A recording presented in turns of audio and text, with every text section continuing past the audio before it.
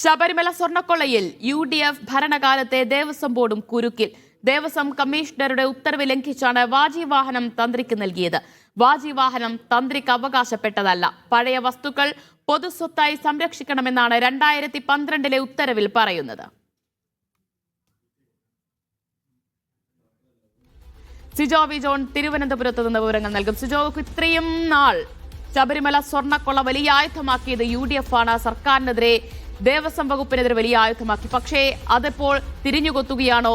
UDF ഭരണസമിതിക്കും കുരുക്കുമുറുകയാണോ?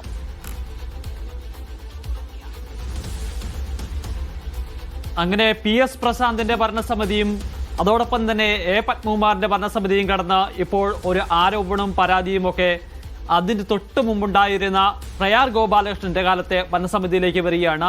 UDF സർക്കാരിന്റെ കാലത്ത് നിയമിച്ചിരിക്കുന്ന ഭരണസമിതിയാണ് ഇപ്പോൾ ആരോപണത്തിന് വരുന്നത്. ആരോപണം മാത്രമല്ല, ആ ആരോപണം തെളിയിക്കുന്ന തരത്തിലുള്ള ചില തെളിവുകൾ കൂടിയാണ് പുറത്തു വരുന്നതാണ് ഏറ്റവും പ്രധാനപ്പെട്ട കാര്യം. അതിൽ ഈ വാജി വാഹനം അന്നത്തെ തന്ത്രിയായിരുന്ന കണ്ഠരര് രാജീവന്റെ കൈവശം കൊടുത്തുവിട്ട സംഭവമാണ് ഇപ്പോൾ വിവാദമാകുന്നത്. ഇത് ചട്ടവിരുദ്ധമാണ്, നിയമവിരുദ്ധമാണ് എന്നുള്ളതായിരുന്നു ആരോപണമുണ്ടായിരുന്നത്. പക്ഷേ അതൊരു കീഴ്വഴക്കത്തിന്റെ ഭാഗമായിട്ടാണ് കൊടുത്തുവിട്ടെന്നാണ് പറഞ്ഞത്. അത് കൊടുത്തുവിടുന്നത് 2017 പക്ഷേ നമുക്ക് ഇപ്പോൾ പുറത്തുവിട്ടിരിക്കുന്ന ഈ ഓർഡർ പ്രകാരം ആ ഓർഡർ വരുന്നത് 2012 ഈ അതിന് കൊടുത്തുവിടുന്നതിനും 5 വർഷം മുന്നേ ബോർഡ് കമ്മീഷണർ ഒരു ഓർഡർ ഇറക്കിയിട്ടുണ്ട്. ഇത്തരത്തിൽ ശബരിമലയിലെ വസ്തുക്കൾ തന്ത്രിയുടെ കൈവശമോ അല്ലെ മറ്റാളുടെ കൈവശമോ കൊടുത്തുവിടാൻ പാടില്ല.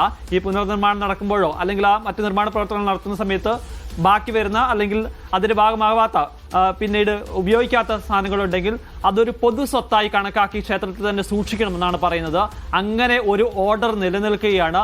അത് ലംഘിച്ചുകൊണ്ട് ഇത്തരത്തിൽ ഒരു വാജി വാഹനം തന്ത്രിയുടെ കൈവശം കൊടുത്തുവിട്ടിരിക്കുന്നത് അത് നിയമവിരുദ്ധമാണ് എന്നത് തന്നെയാണ് ഈ ഓർഡർ നമ്മൾ പരിശോധിക്കുമ്പോൾ വ്യക്തമാക്കുകയും ചെയ്യുന്നത്. ഇതുമായി ബന്ധപ്പെട്ട് നമ്മൾ കഴിഞ്ഞ ദിവസം തന്നെ അന്നത്തെ ദേവസ്വം ബോർഡ് അംഗമായിരുന്ന അജയ് തറയിലിനോട് പ്രതികരണം തേടിയിരുന്നു. അപ്പോൾ അജയ് തറയിൽ പറഞ്ഞത് അന്നത്തെ ദേവസ്വം ബോർഡ് പ്രസിഡന്റായിരുന്ന പ്രയാർ ഗോപാലകൃഷ്ണനാണ് ഇതൊരു കീഴ്വഴക്കത്തിന്റെ ഭാഗമായി തന്ത്രിയുടെ കൈവശം കൊടുത്തുവിടണമെന്ന നിർദ്ദേശം നൽകിയത്.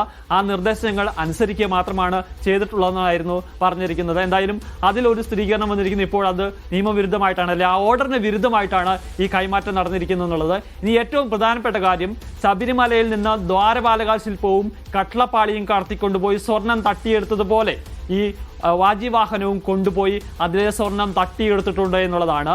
അതിലാണ് കൂടുതൽ പരിശോധന നടത്തുന്നത്.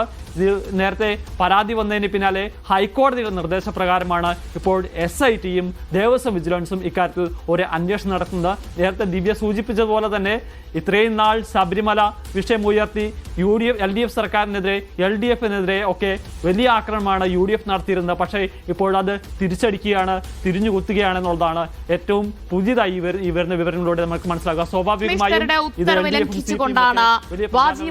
തന്ത്രിക്ക് കൊടുത്തു നൽകിയത്.